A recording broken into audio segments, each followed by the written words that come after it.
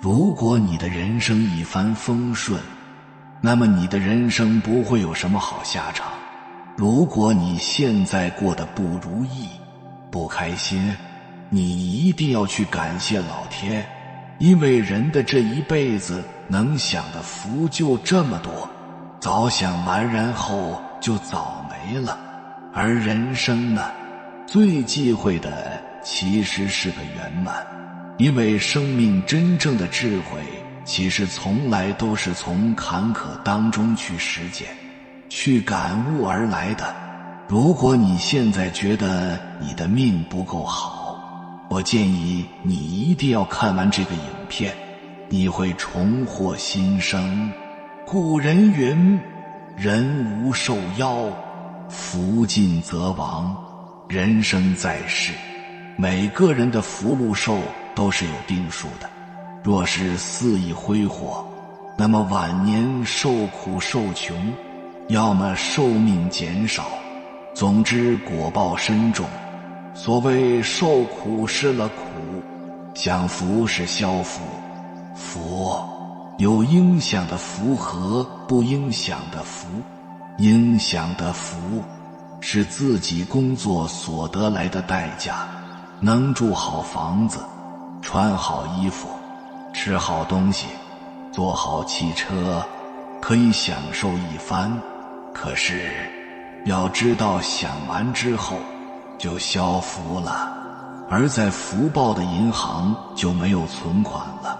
不应享的福就是在本分之外求享受，有侥幸得来的福，好像强盗抢人家的钱，自己享受，这是不讲道理的享受，定会受到法律制裁，在福报银行的户头就透支了。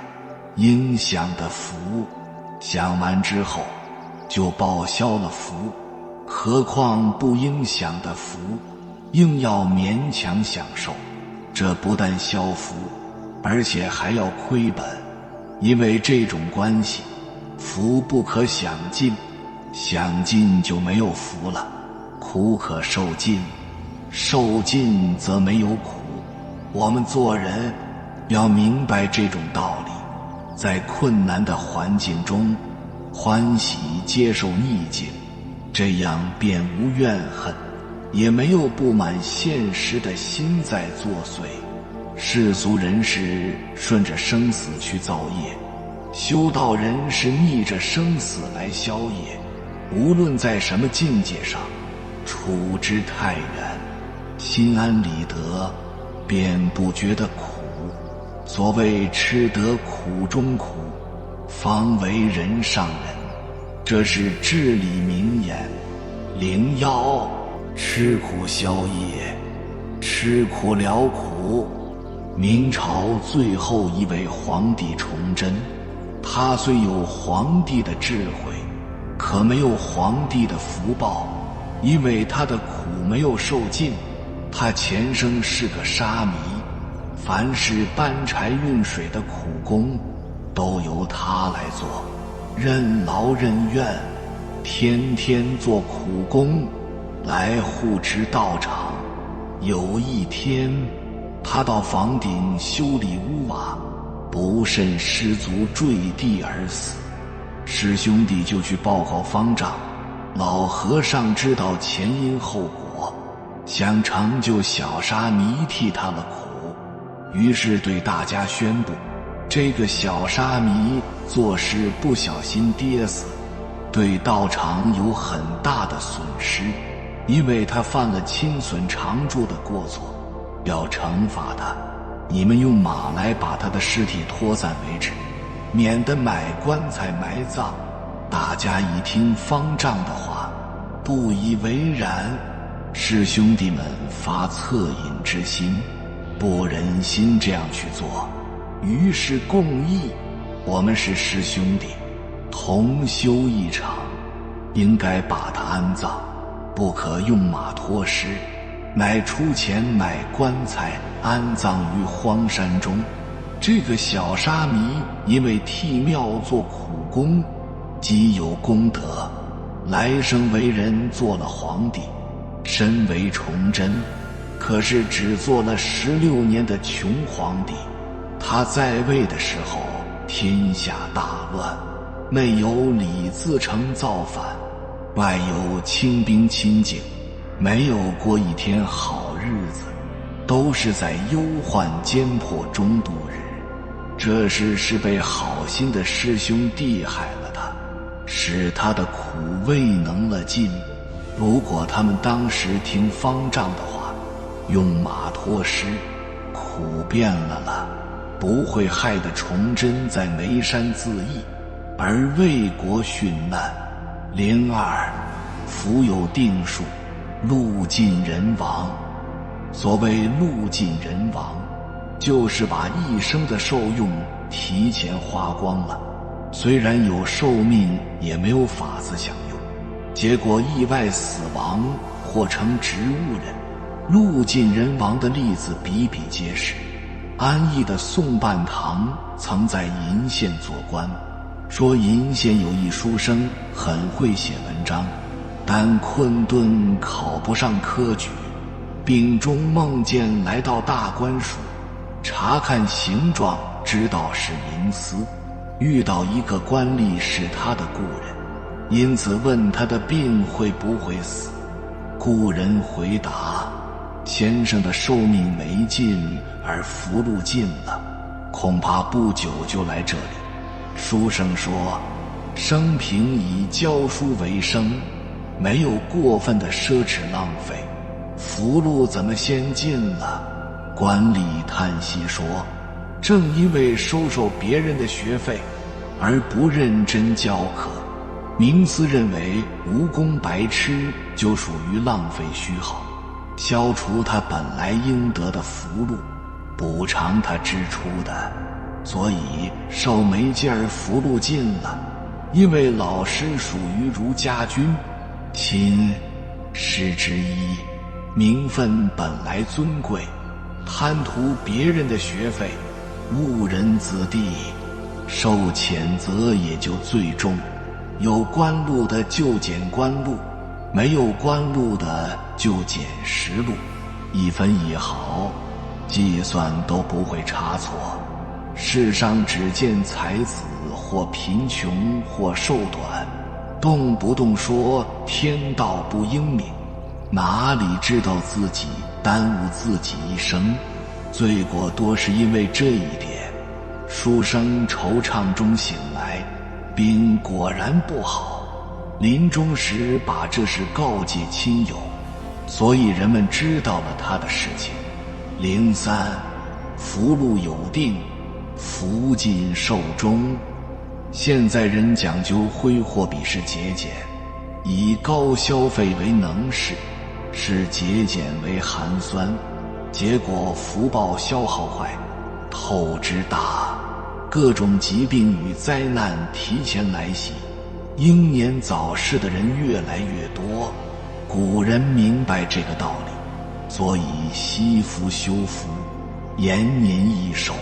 譬如有60年的寿命，有60年的禄，禄就是物质上的享受，你非常勤俭，到60年了，禄还没享尽，还有余额，寿命就延长，所以才晓得惜福也是长寿之道。德育古鉴记载，有2位太学生，同年同月同日同时出生，又在同一年考上科举，分发官职。当要上任时，两人约定要继续保持联络，以便得知彼此的遭遇及祸福变化。结果一位被派任为鄂州教授，另一位则派任为黄州教授。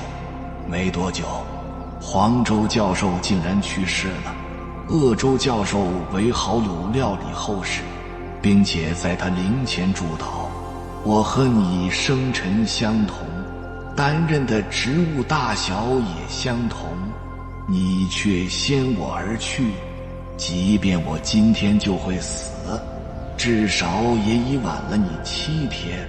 如果你在天有灵，请托梦告诉我，这到底是怎么回事？当天晚上，鄂州教授果然梦见黄州教授来告诉他，我生在富贵之家，已经把我的荣华富贵享用完了，所以就死了。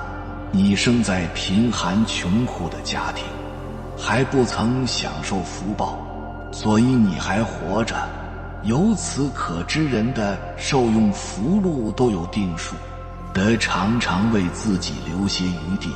后来鄂州教授一直升官，做到典郡之职，这恐怕是听了黄州教授的话，心生警惕，努力珍惜福报的结果吧。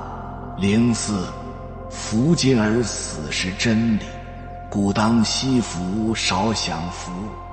有人说，我自己赚的钱我自己花，不把钱花光享受，不是白赚钱了吗？我们可以通过比喻来思考，比如一个农民对着粮仓想，这是我自己种的粮食，当然应享受，不把它吃完，不是白辛苦一年吗？这显然是愚人自绝后路的做法，不为明年留下种子，最后只会饿死而已。可见不顾及后果的过分享受，将会耗尽福报，给自己的未来和后世带来无量的痛苦。有一则公案，明朝正德3年出现了大旱灾，练堂地方因为有水库而得以避免。第2年又出现大水灾，也以堤坝高而没有遭灾。邻近的几个乡连续好几年没有收成，唯独练堂地方接连丰收，而且他们成行时得到了官府的2次免粮。于是这些村里人廉价买进了各乡的产业，生活变得非常富有。从此之后，该地朴素的风气荡然无存，奢靡成风。当时乡民陈良模对他的叔兄说，我们村子会有奇祸发生。叔兄问他是什么原因，他答，无福消受罢了。不久，果然全村发生了大瘟疫，存活下来的寥寥无几。先儒教但元说，人生衣食财禄皆有定数，当留有余不尽之意，故节约不贪，则可延寿；奢侈过求，寿尽则终。未见暴殄之人得好守也。人的福报有限，能节约不贪着，就可以延寿。如果过分奢侈，福报享尽了，必定福尽而死。有人想，现在时代不同了，物质条件日新月异，过时的东西都可以丢掉。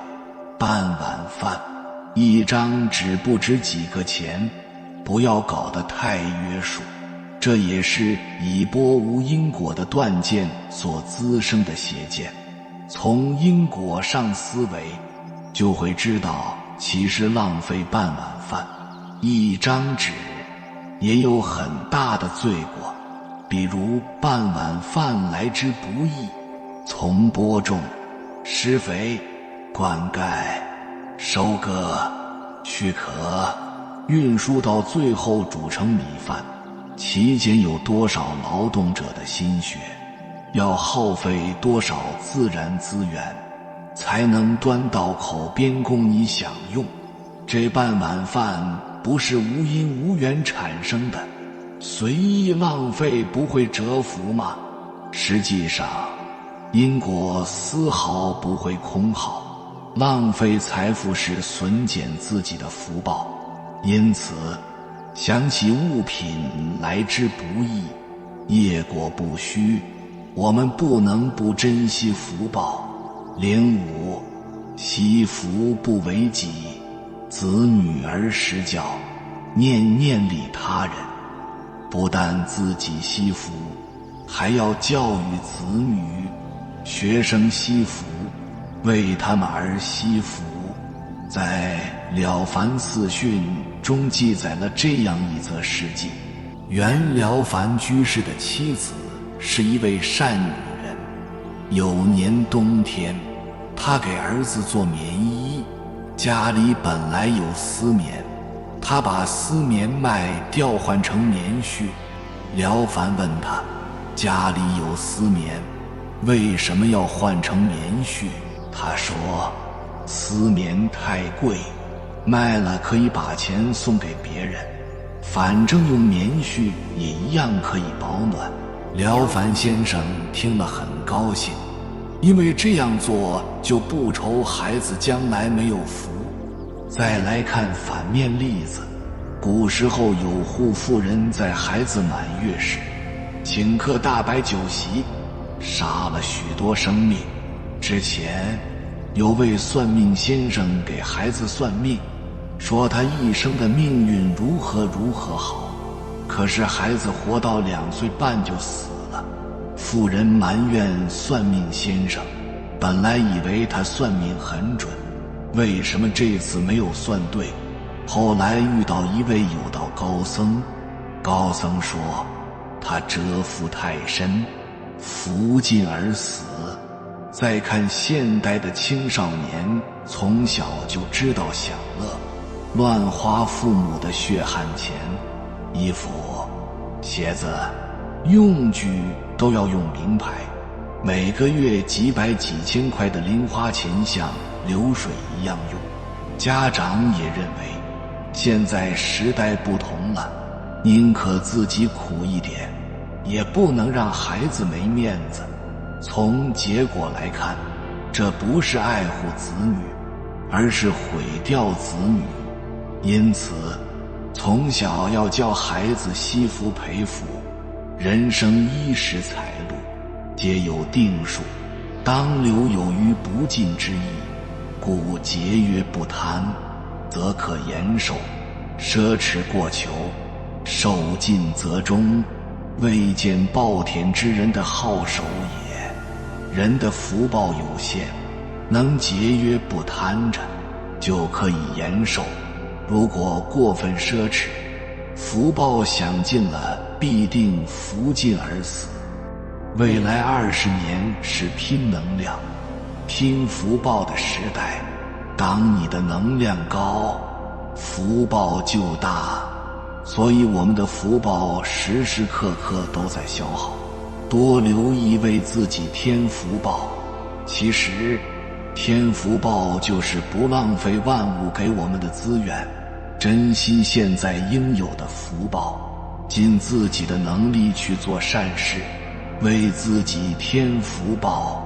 我们不要把福报兑换成吃穿，来到这个世界带来这么多福报，你要是提前享受消费了，透支了，那老年没有福报就很凄凉。那要是慢慢的用，不享受这个福报，仍然存在，不会消失，晚年也能用得到。所以纵然有福报现前，也要珍惜，防止提前把现前的福报用完了。比如在城市里的富人吃得很好，起居还有佣人，但往往身体不好，因为福报都通过吃，通过别人的服务给消耗完了。而那些农村人一辈子劳作，到了晚年还要劳作，看起来是辛苦命，但身体偏偏健康。你看他没有福报吗？其实是福报存在健康的身体里了。天地之间最为宝贵的还是身体健康。你要知道，补品再好不如胃口好，车再好不如双脚自由健康好。身体的健康是大福报，福报可以存在身体上，可以变成钱，变成吃的穿的用的。所以吃苦就是积福，享乐就是消福，享清福的都是福报深厚之人。在传统文化中，福气是一个人生命中必不可少的财富，往往被视为顶上之宝。然而，不少人却不知道，有一些行为可能会损耗自身的福气，甚至让福气耗尽。古人云：厚德载物，福德与福报也是同样的道理。一个人拥有多少福德，就能承载多少福报，无论是哪一方加大或减小，最后都是不堪负荷，要么负重前行，处处要阻，要么就是崩溃倒塌。福报这种东西是修来的，不是求来的，它是看不见的一种能量。就好比看见一个人经常做坏事，依旧过得很好，那是因为我们没能看到他背后祖上或前世积了多少的。但福报也是有限的，用完之后就是老天找他清算的时候了。再者，一个人青年运好，不代表他中年运和老年运就好。能否得善终，才是判断一个人是否有福报的重要表现。如果一个人不知道惜福，处处透支自己的福报，就会消耗殆尽，运势自会下滑。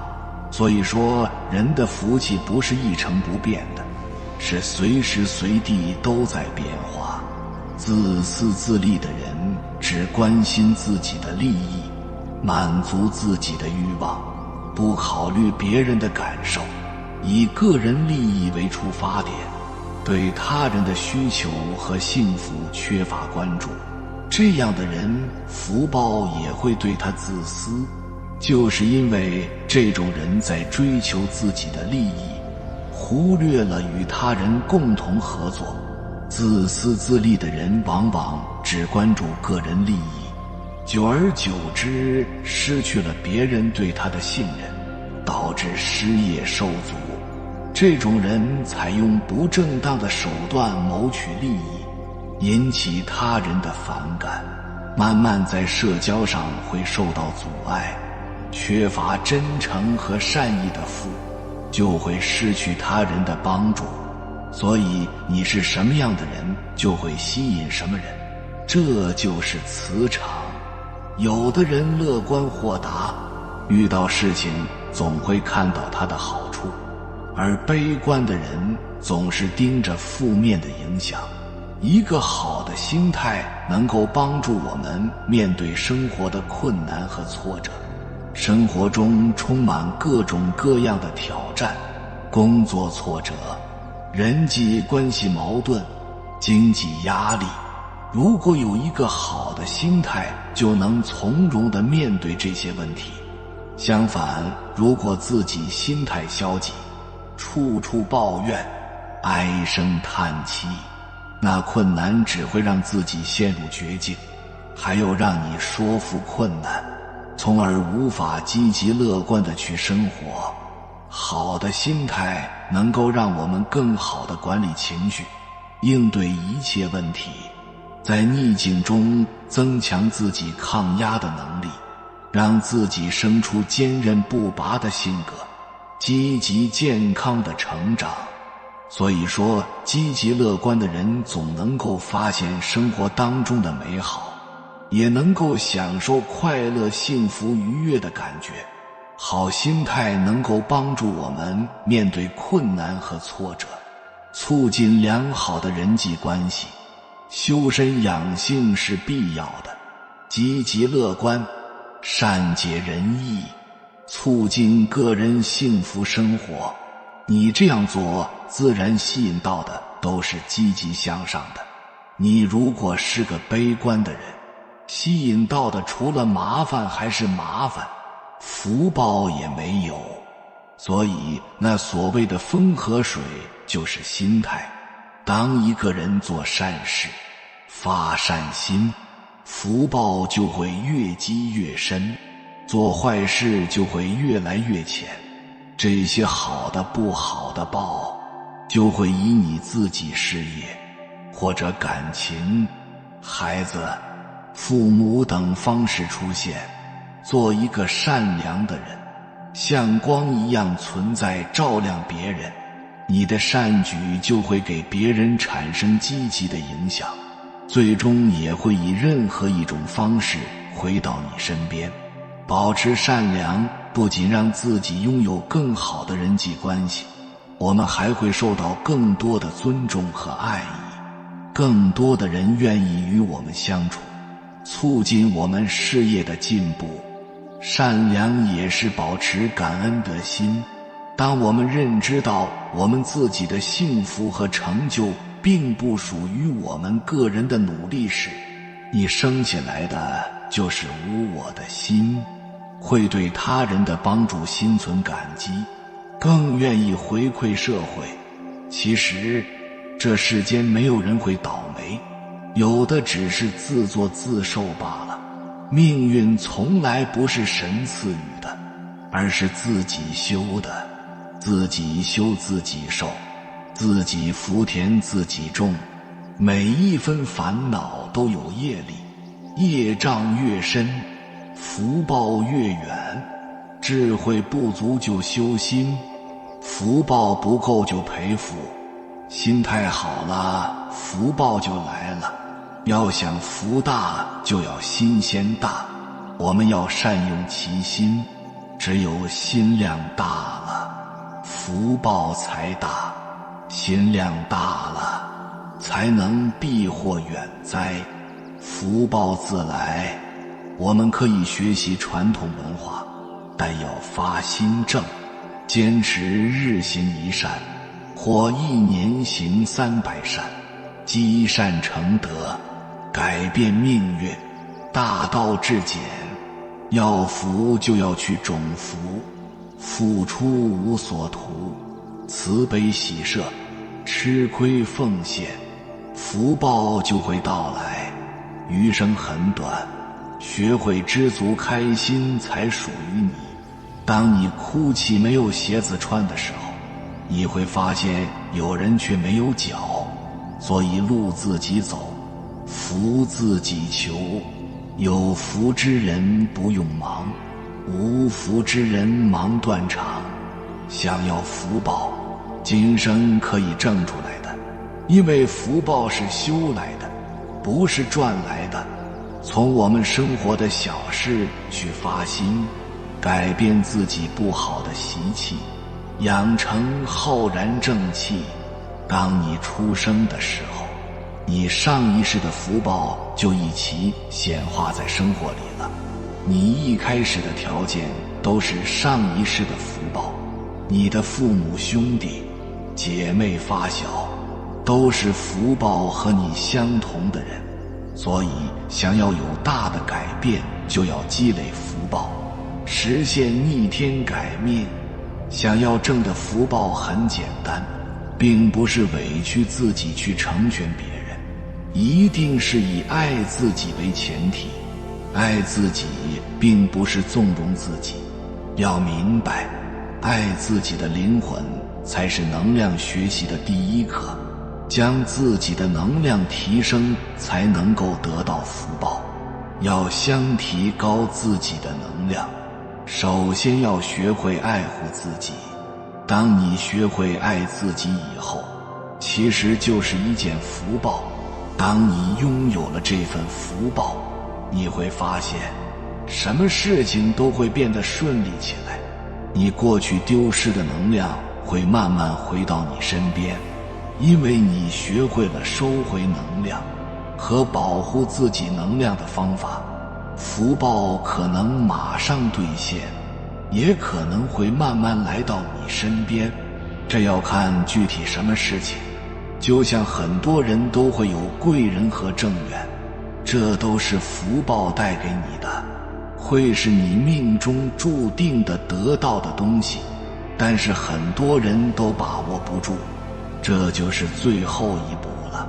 学会分辨什么是你的福报，你种下什么因，便会收获什么果。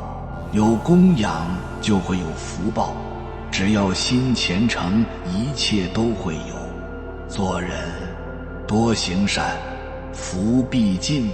做了善事，也许不会在付出后立刻就回报给你，但是当一份善因传递出去的时候，就已经悄悄播下了福报的种子。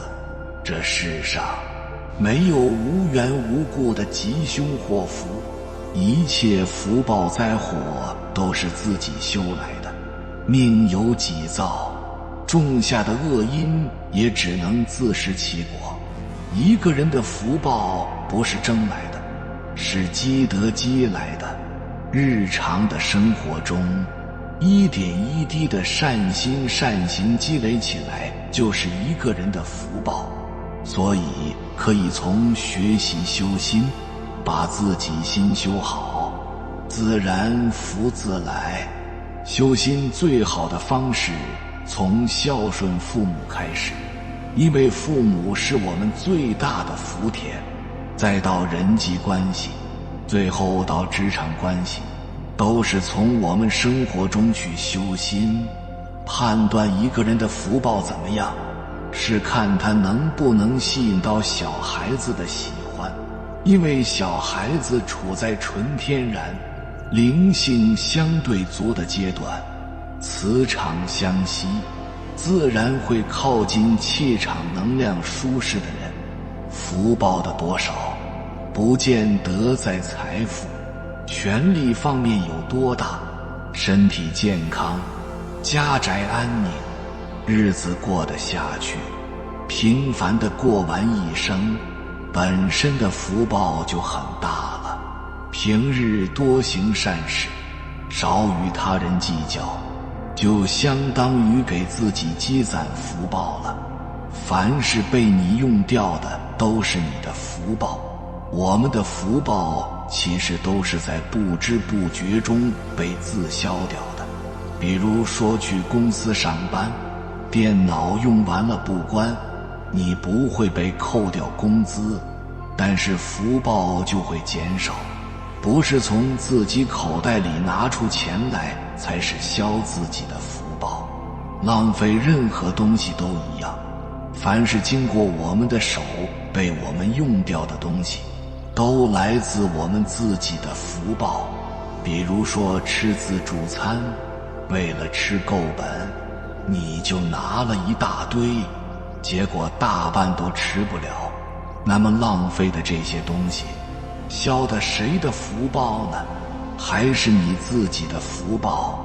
再比如说，公司派你去做一件事，车费可以报销，本来坐公交车也行，结果你打的去了，多花的钱浪费的还是你自己的福报。为什么？因为你有福报，你才能吃到东西；因为你有福报，你做事情车费才能报销。如果我们觉得那是别人的东西，不用自己花钱，不用白不用，随便浪费，那就是天大的错误了。其实消耗的都是自己的福报，福报是自己攒的，也是自己消的，占别人便宜也是消自己的福报。总觉得那是公家的就可以浪费，自己家的就特别留意，不是自己的好像就无所谓。其实不管用谁的钱，消耗的都是自己的，所以我们要好好的珍惜福报。凡是被我们使用的东西，不管要不要我们掏钱，都要珍惜。宇宙有一本公平的账，在这个世界上，没有人可以贪到任何东西，全部都是平衡的。你贪别人的，都是你自己的一个福报。万物皆有命，万物皆有灵，随手的善举，都是为你未来累积的福报。天佑善人，你做的所有事，神明自有记载。年纪不是问题，唯有一颗心灵上的精神，心存善念，才会修好自己的福报。因为肉体的年轻，不管怎样都会失去，但精神是有可能比年轻时更年轻，滋养内心的灵魂，内心的香美了，五官就正了。修一颗沉稳且淡定的心，与世无争的心，心净化了，面相自然就舒展了。所以好的面相也是自己修来的福报。有缘人，感谢你看到最后。如果今天的影片对你有所帮助，请按个赞给我响应，回复一句修心修福。愿你低配生活，高配灵魂，兼以养德，大愿前行。还没有订阅频道的，请点击右侧的订阅按钮，与我们建立更深的连接。随缘加入会员，与同频之人共修福报，随喜转发，传播善知识，功德无量。